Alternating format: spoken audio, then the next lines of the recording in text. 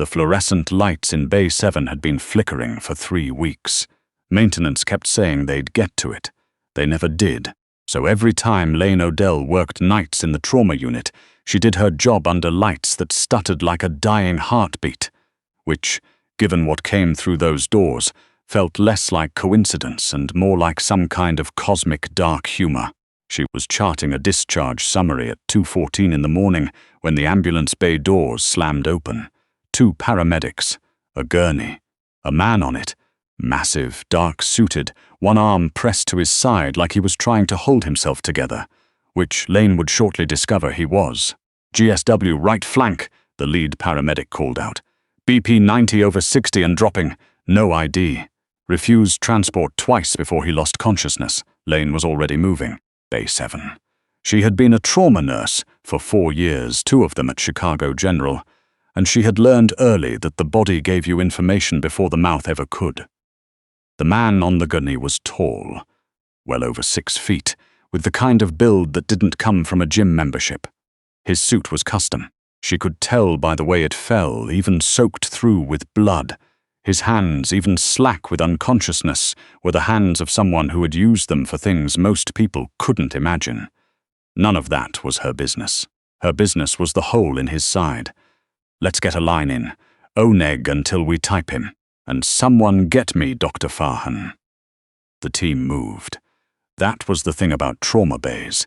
They became their own little universe, sealed off from everything outside, governed entirely by the problem in front of you. Laine didn't think about the medical debt sitting in her kitchen drawer. She didn't think about her sister's voice on the phone that afternoon, tight and careful in that way that meant she needed money again and was ashamed to ask. She didn't think about the fact that she hadn't slept more than 5 hours in 3 days. She thought about the bleed. She thought about the line placement. She thought about his pressure. It took 47 minutes to stabilize him. Dr. Farhan appeared midway through, assessed, ordered, and left again. He had a full board and 2 other critical patients, which meant that when the man's vitals finally climbed back into something sustainable, when the controlled chaos of the bay settled into a careful, watchful quiet, it was just Laine and her patient and the stuttering light overhead. She charted, she checked his dressing, she noted his pupils, equal and reactive, and she sat back in the rolling stool and let herself breathe. That was when she noticed the phone. It had fallen from his jacket pocket during the initial assessment.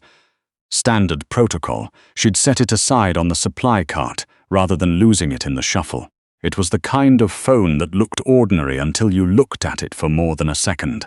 Matte black, no visible brand logo, a case that was thicker than it needed to be. Like it had been modified. Laine put it back in his jacket, which she'd folded over the bedside chair. She didn't think anything more about it until the men arrived. There were 4 of them, and they didn't come through the main entrance. They came through the ambulance bay, which required an access code which they clearly had. They were dressed like anyone might dress at 2 in the morning. Dark coats, nothing remarkable, except for the way they moved, which was the way of people who had decided that whatever was in front of them was theirs to decide about. The biggest one stopped at the nurse's station. The man who came in an hour ago, gunshot. Trudy, who had been a charge nurse for 22 years and did not rattle easily, looked up at him. "I can't give patient information to. Is he alive?" It wasn't a question. Laine had come around the corner from Bay 7 with an empty IV bag, and she stopped. The big man's eyes moved to her. Something shifted in his expression. Not quite calculation, but something in that family. "Are you his nurse?" She should have deferred. She should have called security, or let Trudy handle it, or found some practiced bureaucratic response that got her out of the conversation. But she had been awake for 11 hours, and she was tired of being careful about things that didn't matter. So she said, "He's stable. That's all I can tell you." The man looked at her for a long moment. Then he said, "Tell him Renner was here. He'll know what that means." They left. Trudy looked at Laine. Laine looked at the empty IV bag in her hand. "Do we want to know?" Trudy asked. "No," Laine said. "We absolutely do not." He woke at 4 in the morning. Laine was at his bedside for a routine check when it happened. One moment unconscious, the next simply not, the transition so abrupt it almost startled her. His eyes opened and they were grey, very clear, and they went immediately to the door before they came to her. "The door's locked," she said. "I did it about 20 minutes ago." She wasn't sure why she'd done it. Instinct, maybe. The same instinct that had made her move the extra chair in front of it. He looked at her then. Really looked, in a way that felt less like being seen and more like being assessed, which should have been unnerving. Instead, it struck her as oddly honest. Most people pretended to look when they were actually just waiting to speak. This man was actually looking. "You stabilized me," he said. His voice was lower than she'd expected. "Rougher. You came in at 90 over 60. You didn't give us a lot of options."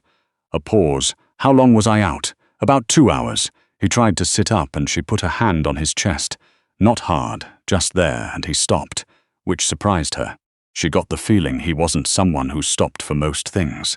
"You have a drain in," she said, "and stitches, and you lost about 1.5 liters of blood, so if you could not rip everything open in the next 30 seconds, that would be ideal." He was quiet for a moment. Then, "You moved the chair." "Yes, why?" She considered how to answer that.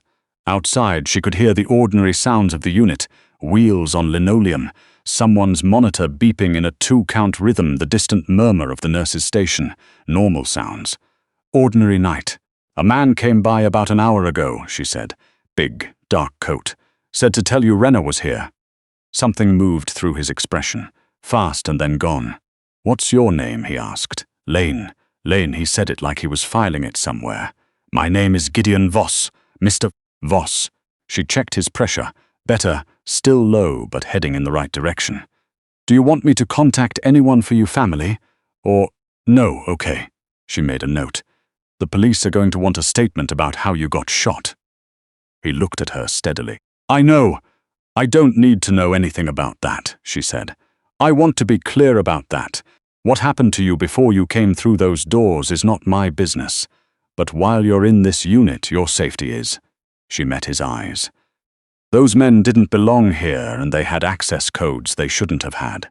I don't know what that means and I don't want to. But I put the chair under the door handle because it seemed like the reasonable thing to do." Gideon Voss looked at her for a long time. "Most people," he said, "would have let them in and looked the other way." "Most people haven't worked 3 night shifts in a row," Laine said. "It makes you less interested in what's convenient." The corner of his mouth moved, not quite a smile. "Something more complicated than that. Get some rest," she said. "I'll be back to check on you in an hour." He was gone by morning. Not discharged. Gone.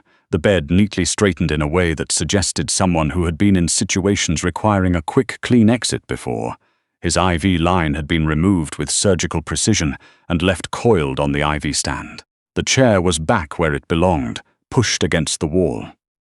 He had left nothing behind, except when Laine went to do her final check before the shift change, she found something on the supply cart where his phone had briefly rested. A folded piece of paper, her name written on the outside in handwriting that was careful and angular inside. A phone number. Nothing else. She stared at it for a long moment. Then she folded it back up and put it in her scrubs pocket and she went out to do handoff, and she told herself she was going to throw it away. She didn't throw it away. The debt was not hers. This was the thing that Laine knew intellectually. In the same clear-eyed way she knew other things that were true, but didn't actually change anything. Her father had died 14 months ago, and he had died the way he lived, quietly, stubbornly, without telling anyone what was actually going on. The medical bills had come after. First a trickle, then a flood. Treatment he'd sought out of state, in facilities that didn't take his coverage, for a diagnosis he'd never mentioned to his daughters. Laura Garcia N8VR would have told her to look at the estate law. There wasn't any estate. What there was $73,000 across 4 different providers, and a sister who had co-signed 2 of the financing agreements, because their father had been persuasive in the way of people who believe that everything is going to work out if you just don't look at it directly. So Laine worked nights. and her sister Corinne worked double shifts at the restaurant downtown, and together they were doing what they could, which wasn't enough, which was the particular weight that Laine carried in the space between her shoulder blades every day. She didn't tell people this. She mentioned it now, because you need to understand why she was still at the hospital at 11 the next morning, 7 hours past the end of her shift, sitting in the benefits office while a very tired HR coordinator explained to her, again, why the Employee Hardship Fund wouldn't cover her situation. The fund is specifically for current medical emergencies, the coordinator said. She looked apologetic in the practiced way of someone who was apologetic 30 times a day. For expenses that predate employment or that are family, Laine said. I know. She picked up her bag. Thank you. She was in the elevator when her phone buzzed, an unknown number, a text message containing only, "The man in the coat got into your hospital through a security contractor. His name is Kellner. I thought you should know." Laine stared at her phone. She typed back, "How did you get this number?" The response came in under 10 seconds. "I'm thorough. Are you the man from Bay 7? A pause. Longer this time, then. Yes, she should have stopped responding. She knew she should have stopped responding. She was a trauma nurse with 11 years of combined schooling and experience, not some character in a thriller who ignored obvious warning signs. She typed, "Why are you telling me this?" "Because Kellner's contractor ID is tied to this hospital. He can come back whenever he wants. You should know that. Why do you care?" This time the pause was long enough that she thought maybe he wasn't going to answer. She was almost to her car when the response came. "You put a chair under the door." She did not text him again. She told herself this was the right call. She was not involved in whatever Gideon Voss was involved in. She had treated a patient. She had exercised basic reasonable caution. That was the entirety of her connection to the situation. For 4 days she believed this. Then she came home from a morning shift to find the lock on her apartment door scratched in a way it hadn't been scratched before. Laine was not a paranoid person. She didn't have a security system. She lived on the 3rd floor of a building in Wicker Park with a buzzer that worked 80% of the time and neighbors she recognized but didn't know well. She stood in the hallway and looked at those scratches for a long time. She went inside. She checked every room. Nothing had been moved, nothing taken. The apartment was exactly as she'd left it. She sat down on the edge of her bed. She took the folded piece of paper out of the bowl by the door where she'd been keeping it instead of throwing it away, and she called the number. He picked up on the second ring. "My lock was scratched," she said. "Someone tried to get in." A beat of silence, then, "Are you inside now?" "Yes." "Don't be. Leave through the building's back exit and go somewhere public. I'll call you in 10 minutes. "You don't get to," she started. "Laine." His voice was steady, not urgent, the opposite of urgent, which was somehow worse. "Please." She left through the back exit. He called in 8 minutes. "I need to tell you something," he said, "and I need you to let me finish before you respond." "Okay, my name is Gideon Voss. The Voss name means something in this city. It means something specific, and I imagine you can find out what in about 45 seconds if you look it up." A pause. "The man who came to your hospital, Kellner, works for a competitor.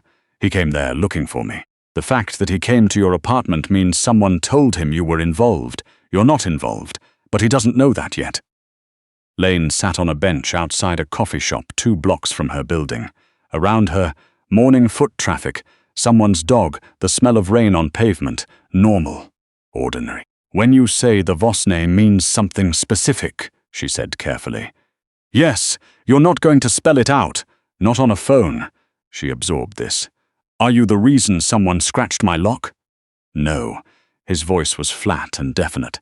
"I'm the reason someone knows your name. That's not the same thing, but I understand if you don't see a distinction."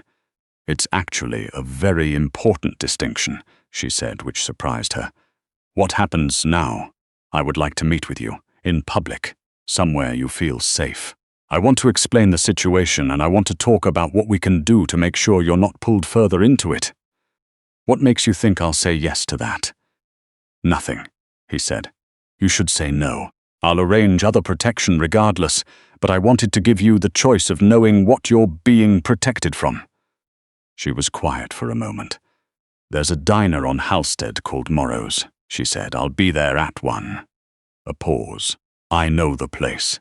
"I imagine you know most places," Laine said and hung up. He was already there when she arrived.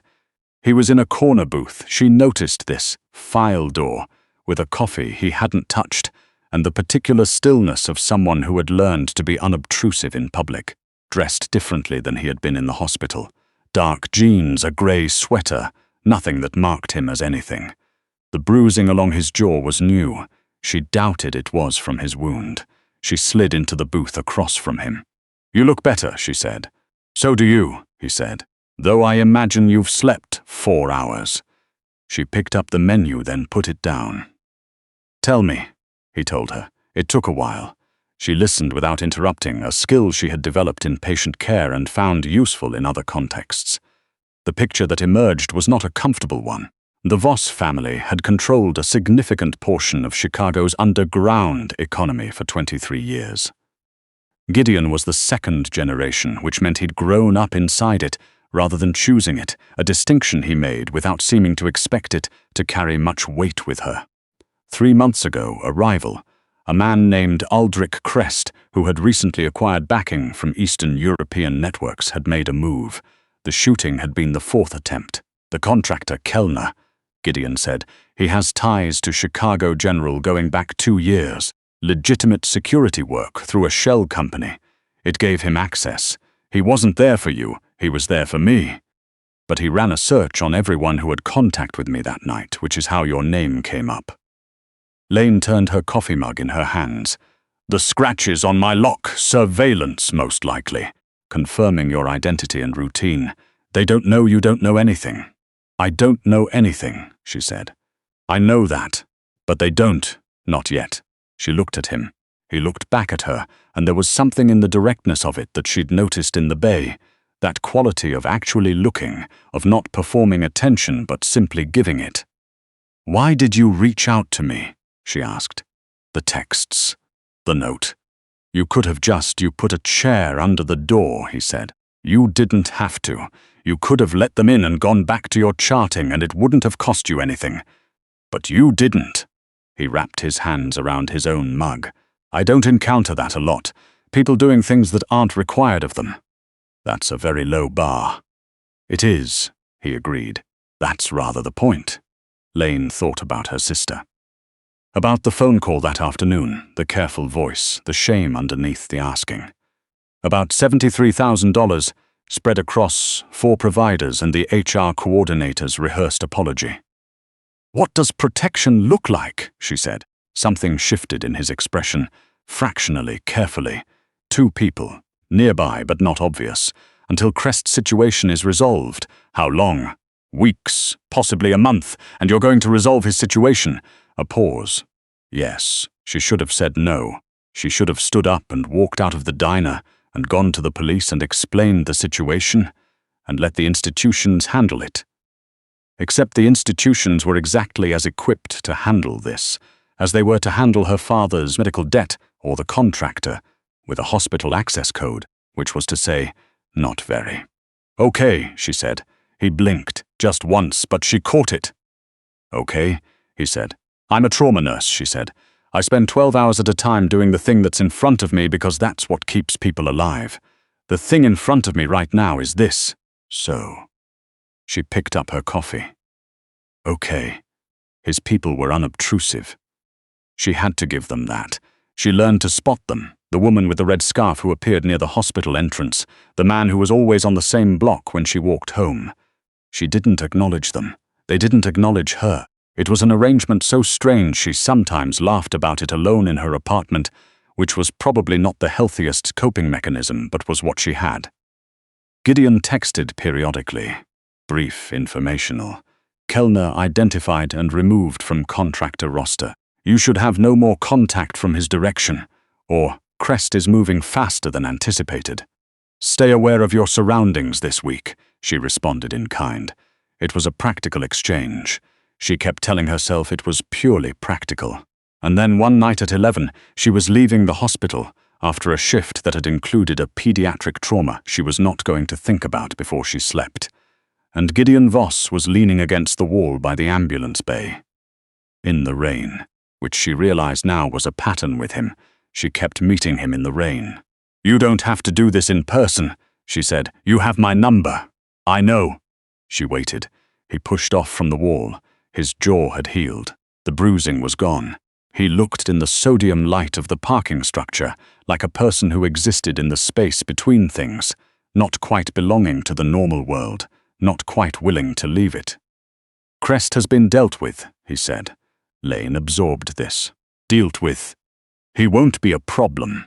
She thought about asking what that meant. She decided she knew what that meant, and that asking would just be a performance of not knowing. "So it's over," she said. "For you." "Yes." He looked at her steadily. "My people will stand down tonight. You should have your normal life back." Normal life. She almost laughed. What she had was a night shift schedule, a pile of debt, a sister who called too carefully, a bowl by the door where she kept folded papers she meant to throw away. Normal. "Thank you," she said, "for telling me. You didn't have to come in person." "I know." He said it the same way he'd said it before, but the weight of it was different. Laine had spent 4 years reading people through the kind of fog that adrenaline and urgency created. She was fairly good at it. What she saw now in Gideon Voss, beneath the stillness, beneath the very careful way he was standing at a distance that was respectful, and also, she thought, somewhat deliberate, was someone who was not used to this, whatever this was. "Do you want to come inside?" she said. "The cafeteria is terrible, but the coffee is hot." Something moved across his face. "You're not afraid of me." "I was at first," she said honestly. "But I've had a month to think about it. You're in a world I don't understand, and you've made choices I'm not positioned to judge. But you have also been, in every direct interaction I've had with you, straightforward and careful and—" She paused. "Actually present, which is rarer than it should be." He was quiet for a long moment. "I should tell you something," he said. "Okay, the debt. The medical debt from your father." He held her gaze. "I looked into the situation because it was connected to your background check. It's not your legal responsibility. I know you know that. But I also know it doesn't change what's actually in front of you." Laine felt something tighten in her chest. "Gideon, it's been handled," he said. "The accounts have been settled. The co-signings have been released." He said it the way he said most things, directly, without embellishment. "I understand if that's not something you want from me. I'll tell you how to return it if that's what you decide. But I didn't want you carrying that." She stared at him. She had not cried in the hospital in 4 years. She was not going to cry in a parking structure at 11 at night in the rain. She was a trauma nurse, and she had learned how to put the enormous things in a box and close the lid until she was somewhere appropriate to open them. "Why?" she said, and her voice only did something a little bit. He looked at her. Just looked in that way he had, actually looking, no performance to it. "Because you put a chair under the door," he said simply, "and because some things should be fixed when you can fix them." The rain came down. Laine wiped her face with the back of her hand. "Come in for coffee," she said, "and then you can tell me, in whatever detail you think is appropriate, what your life actually looks like.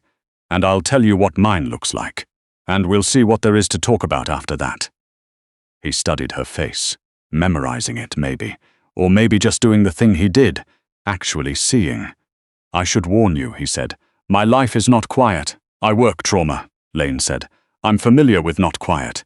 The corner of his mouth moved, more than the last time, something fuller, less guarded. He didn't smile like someone who did it easily. She found she didn't mind that.